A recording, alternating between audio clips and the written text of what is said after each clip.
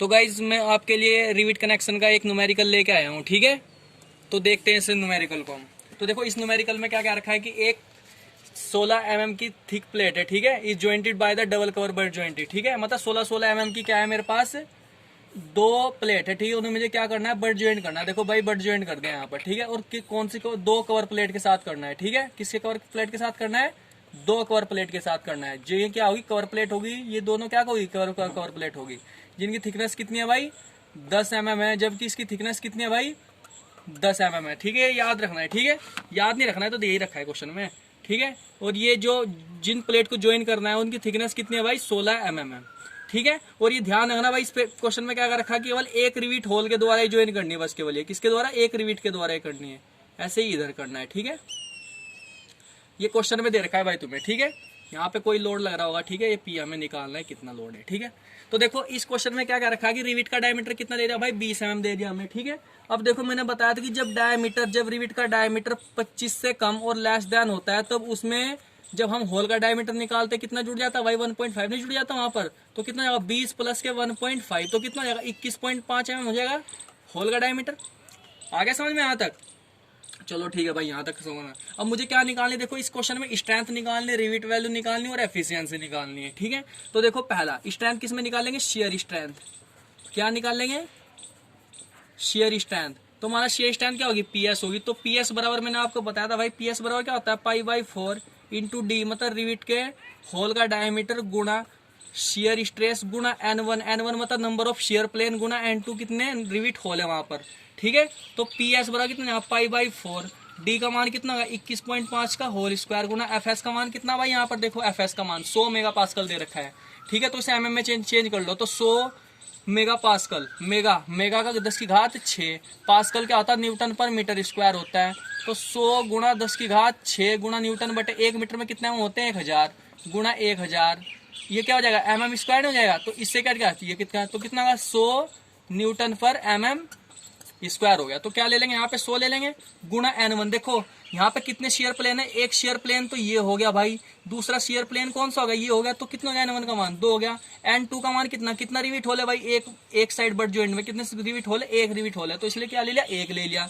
तो पीएस बराबर देखो मैं इसकी कैलकुलेशन करके बताता हूँ आपको, 21.5 का होल स्क्वायर गुणा π/4 गुणा 100 गुणा 2, तो कितना आया भाई 72.0 न्यूटन आया। तो इसे किलो न्यूटन में चेंज कर लो, तो पीएस बराबर कितना आएगा भाई 72.61 किलो न्यूटन आया। शेयर स्ट्रेंथ आ गई भाई मेरी यहाँ से। अब दोबारा क्या निकालनी है, बियरिंग स्ट्रेंथ निकालनी है। दूसरे केस में क्या निकालनी है, बियरिंग स्ट्रेंथ। तो बियरिंग स्ट्रेंथ क्या होता था, पीबी बराबर क्या होता था, कैपिटल डी गुणा स्मॉल टी गुणा कितना है वो एफ बी गुणा n2, मतलब रिविट होल कितने हो रखे, ठीक है वहां पर।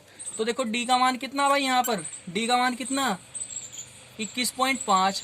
देखो थिकनेस टी कौन सी लेंगे, thickness of the thinner member, thickness of the thinner member. अब देखो थिनर मेंबर कैसे निकाल लेंगे, देखो 16 mm मतलब जिन प्लेट को ज्वाइन करना है उसकी थिकनेस वो, प्लस जो दोनों कवर की प्लेट की थिकनेस आपस में ज्वाइन करके, तो ज्वाइन करके कितना हो जाएगा भाई 10 + 10 कितनी हो जाएगी, thickness of the cover plate की 20 नहीं हो जाएगी। तो इन दोनों में जो मिनिमम थिकनेस होगी, तो मिनिमम थिकनेस कितनी है वहां 16, तो इसलिए 16 ले लेना है भाई। ये चीज याद रखनी है आपको, ठीक है। गुणा एफ बी, बियरिंग स्ट्रेंथ कितनी, बियरिंग स्ट्रेस कितनी दे रखी 300, n2 का मान कितना है भाई वहां पर 1, क्योंकि एक ही रिविट होल है वहां पर। तो पी बी बराबर देखो कितना हो जाएगा, ये 21.5 गुणा 16 गुणा 300, तो कितना आ गया भाई 103,200 न्यूटन आ गया। तो एफ बी बराबर कितना, किलो न्यूटन में 1000 से भाग दे तो कितना आएगा, इतना आ गया बियरिंग स्ट्रेंथ। नेक्स्ट निकालेंगे हम टियरिंग स्ट्रेंथ। अब देखो टियरिंग स्ट्रेंथ क्या निकालेंगे, टियरिंग स्ट्रेंथ क्या निकालनी है, मुझे पर पिच लेंथ निकालनी है। कि क्या निकालनी है, पर पिच लेंथ, ठीक है। टियरिंग स्ट्रेंथ, तो टियरिंग स्ट्रेंथ क्या होता है, पी टी बराबर क्या हो जाएगा, देखो पर पिच लेंथ निकालनी, तो इसलिए विड्थ किस में चेंज हो जाएगी, वहां प्लेट की पिच में चेंज हो जाएगा। तो पी माइनस के रिविट होल कितने भाई, एक साइड बट में एक ही है, तो 1 गुणा डायमीटर कितना, जो पिछले लेक्चर में मैंने बताया था आपको, होल का डायमीटर लेंगे तो 21.5, ठीक है, गुणा प्लेट की थिकनेस कितनी है भाई वहां 16 गुणा इसकी स्ट्रेंथ कितनी है भाई 100, ठीक है भाई। तो पी टी बराबर कितना आ जाएगा भाई, देखो यहाँ से पी का मान कितना दे रखा है भाई क्वेश्चन में 90 mm दे रखा है। कितना mm दे रखा है? 90 mm दे रखा है। तो 90 माइनस के 21.5 गुणा 16 गुणा 100, तो यहां से देखते हैं भाई कितना निकल जाएगा इसका आंसर। ठीक है, तो 90 माइनस 21.5 गुणा 16 गुणा 100, तो कितना है भाई ये 109.6 किलो न्यूटन आ गया भाई। मैंने किलो न्यूटन में डायरेक्ट वो कर दिया, क्या कर दिया, उसे डिवाइड कर दिया। अब मुझे क्या निकालनी? स्ट्रेंथ ऑफ द जॉइंट निकालनी है भाई। स्ट्रेंथ ऑफ द जॉइंट, तो स्ट्रेंथ ऑफ द जॉइंट क्या होती थी भाई? मिनिमम ऑफ PS, PB और PT, यही तो होता था। तो स्ट्रेंथ कितनी होगी भाई? मिनिमम कितनी है इसमें? 72.6 नहीं, 6 नहीं हो जाएगी, 72.6 है। तो ये क्या होगी? स्ट्रेंथ हो गई।